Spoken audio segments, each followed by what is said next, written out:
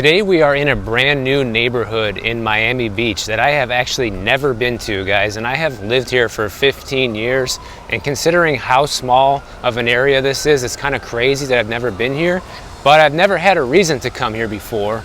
And so this area that we're going to be walking through is called Sunset Islands. There's 4 of them. I'm only going to walk around maybe 1 or 2 of them today, but I have to say, guys, it is insane the amount of traffic and things that are going on here. Like, when you look at this place on the map, you think it's going to be a little secluded, private part of Miami Beach. That couldn't be further from the truth. Like, you are seeing every other house like this being completely renovated. The amount of traffic and cars and trucks coming in and out of this island is like insane, guys. I think that there are more cars here than there are houses. You can see a million cars parked right up on people's yards here, essentially, because there's literally nowhere to park over here. You know, it's funny because they have these islands and, you know, nice beautiful houses, people's driveways and stuff, but they don't think about visitors, anybody coming. They just assume that everybody coming here, I guess, is going to be staying at someone's house and parking in their driveway. But as we walk around, you'll see that that is not the case. Now, one thing a lot of people think is that having no debt on a piece of real estate is the absolute best thing in the world, because you don't owe the bank any money, you know, the mortgage is a death sentence and all of this. And that could be the case if you live in the property, but there is a huge reason why that might not be the case if you are an absentee owner of an investment property or a parcel of land, anything like that. Because there was a recent story from around Fort Walton Beach, Florida, which is up in the Florida Panhandle. There was a man that owned a piece of land over there that is not occupied. There's no house on the land, and he also owns it free and clear. He has no mortgage on the property. And what happened was somebody impersonated this guy and pretended to be him, hired a real estate agent to sell the property, actually had them list it. They found the buyer. They went through, closed the entire transaction. Everything completely done. So to everyone's huge amount of luck, there was a hiccup in the closing process with the wire transfer from the buyer to the seller. And what ended up happening is that was enough to set off a red flag in order to actually track down the real seller of the property. And of course he said, well, we're not selling this property, and it was all a big mistake. And so the buyer got super lucky because of this hiccup with the wire transfer, and they ended up actually getting all their money back, which is a huge success story when you're talking about real estate scams, because usually these wire transfer scams, once it's done, guys. Like, there's no recovering the money 95% of the time. So the buyer got extremely lucky that they were able to get their money back. But the funny part about this story is the real estate agent obviously didn't know about this either until after the fact, until after the deal was closed. And they even showed up at the closing to the buyer and handed them a bottle of wine saying, "Thank you, this was the easiest transaction ever." Yeah, no kidding, because it was a fraudulent one. But, you know, it's not totally that person's fault. It's not really the real estate agent's fault. According to the story, they did check their IDs and social security numbers, things like that, to prove that they were the sellers of the property. But, you know, this con artist basically forged all these documents and made it appear that they are the seller when in fact they're not. So they basically pretended to be the seller, and they lied about it, obviously, to the point where they were able to make it to the closing table, which is pretty insane. So this brings up a couple of important things that we should talk about with this. And one of them is title lock, because a lot of people have asked me about that over this last several months in the comments. You know, is it worth getting the title lock? And, you know, would it prevent something like this from happening? And essentially the answer is no, guys. If you had a title lock and you were a seller in this situation, you would not know about this until the transaction was done anyhow. So it's something that would only be reported to you after the fact. So essentially it's too late, and now you're playing catch up. So this is probably another reason why getting one of these title locks probably isn't worth it. You see, it's just pandemonium here, guys. It's unbelievable the amount of cars and construction in this neighborhood. But there were some red flags with this transaction that everybody who watches these videos should be aware of. And obviously it doesn't really apply to you as the seller. Obviously you own your house and you're legitimately selling your house, but this more applies to buyers if you're buying a piece of property. Some of the red flags from this were it was a vacant lot with an absentee owner. The reason for the sale was supposedly a family emergency, and the wire instructions were changed during the transactions. That's a huge red flag no matter, which side of the transaction you're on. And the property was also sold significantly under market value. That's not always a sign of fraud or bad deeds, but it is kind of something to look out for, especially if the property is selling for quite a bit lower than other properties in the area. So there usually is a reason for that. Make sure it's not fraud if you buy one. We got one for sale here. Wow, this is a shocking listing, guys. They're listing this place for $30 million. You would not think that by driving past this house. And of course, it's another flip. They bought it in 2019 for $9.8 million, and now magically it's worth triple. Yeah, let's see about that. Now, the reason I wanted to start this video with this story is because if you are somebody who owns real estate free and clear and you have no mortgage on the property, you're actually a prime target for this type of scam. And here's what they say that you should do, is that you should actually keep some type of loan or encumbrance on your property at all times, because this will trip up the title search process and they will find this extra loan that needs to be paid off before the property can be sold, which will raise additional red flags if something's not right, and there will be extra people to contact to make sure that the sale is legitimate. And they also go to say that you can even place a lien on your own property. Don't ask me how to do that. I didn't even know that you could do that. And the other thing that they say to do is to file a letter with the clerk of courts that says verified contact must be made with the owner prior to any sale of the property. So that definitely seems like a really good option, and then you don't have to keep a loan on your property for no reason. But it's crazy that there are so many scams out there that people literally have to be looking at possibly keeping a loan on their property or taking these additional steps to make sure that they don't get robbed. Because if you think about it, the buyer and the seller in this transaction just got extremely lucky that the wire transfer didn't work out in the end. But if it would have, the crook would have gotten away with all of the money. The buyer wouldn't actually officially own the property once it all got sorted out, essentially.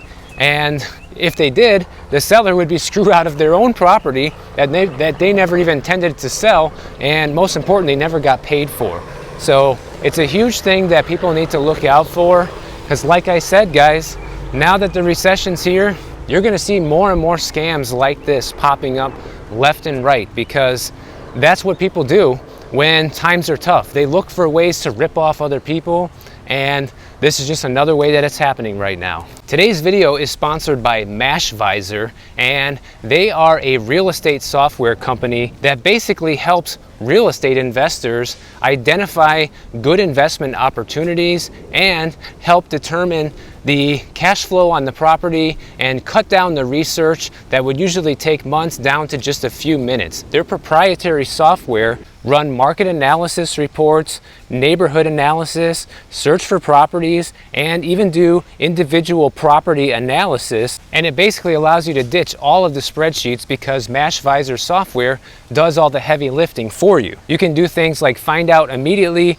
what kind of returns a property will provide. You can do things like review short-term and long-term rental properties with data such as revenue and occupancy to gauge the current competition and ROI potential. I've been using it for the past couple of days, and the one thing I think is super cool about this is the fact that they have these heat maps showing you which areas could have the better investment opportunities, and right away it will calculate cash on cash returns for you and long-term ROI short-term ROI, all things that are important to real estate investors. Mashvisor makes it extremely easy for rental property investors to find the information that you need in order to find profitable investment opportunities. Give Mashvisor a try by using my link down in the description below. But the level of fraud out there right now is just off the charts, guys. There was a news story that came out yesterday about this HOA called the Hammocks in Miami, and of course, got to be in Florida, got to be in Miami, you know, ground zero for all these scams. And basically, the leaders of the HOA board of the Hammocks have now squandered about $2 million and have stolen this money through different ways. You know, they always come up with different ways to do it, but it looks like the husband of the president of the HOA set up different companies that the HOA could pay, you know, for different services like the lawn or the roof or whatever. And of course, they can charge whatever they want. The HOA has to pay. And there's about 6,500 units in this Hammocks community. So it's a big community, and about 25,000 people live there. So a huge population is being affected by these scams. And it's just sad, guys, because their maintenance fees went up 300 to 400%, depending on which unit you had there. And to make matters worse, this whole thing is still stuck in court because the HOA board is actually not complying with the subpoenas from the court system to show all their financial documents to basically prove what's going on over there, and they're fighting back. They even filed their own lawsuit in the federal court system to block the enforcement of the subpoenas. So these guys are trying really hard to basically get away with this scam, and I wouldn't be surprised if these people end up dead, you know, because you guys steal $2 million from people.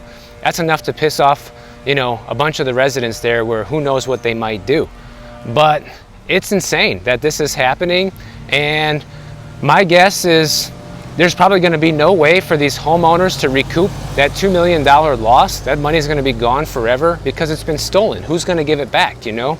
Even if they win their court case and somehow all these people who are involved in this scandal get locked up, who's going to pay them back, you know? That's really what it comes down to, and kind of the worrying part about this. So it's funny because we were talking about HOAs yesterday and how they can be a huge benefit and keep your property values up. And this is the total flip side of it, of the complete HOA nightmare, guys. So you really got to watch out for these things. And really the only thing you can do to prevent something like this from happening to you is to just do your due diligence before moving into any type of HOA community, whether it's a condo or a big housing community like this one, whatever it is.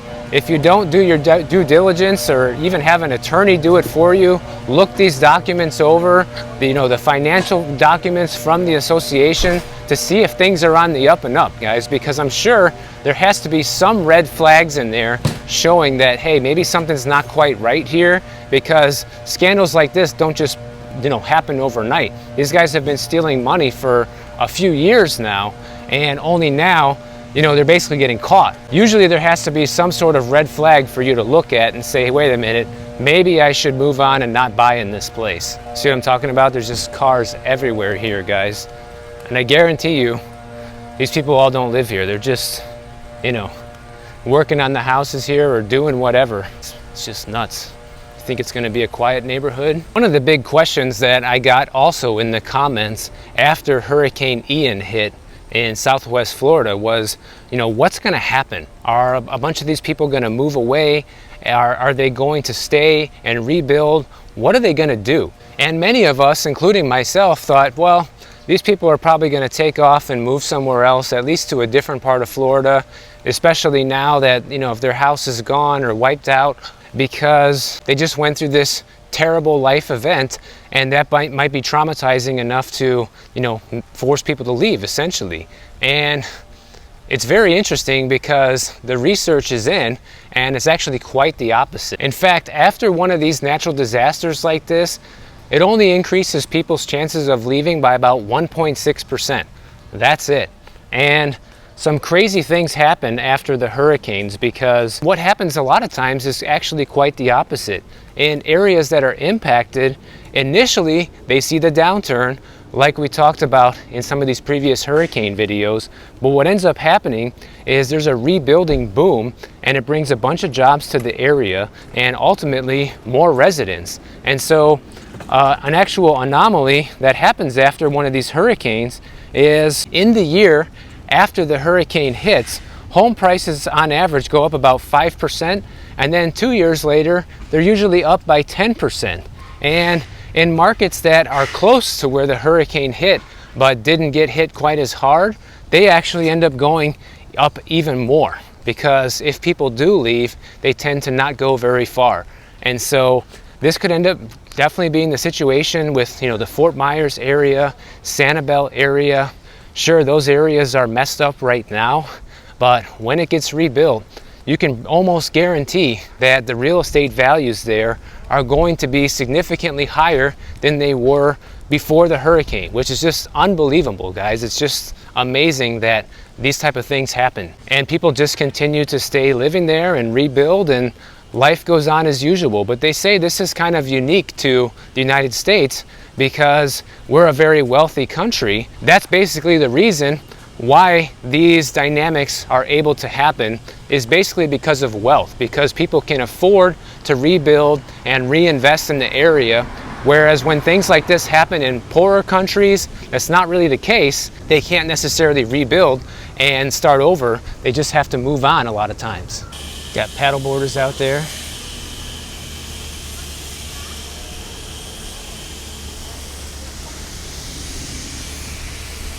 Building a huge mansion on the corner.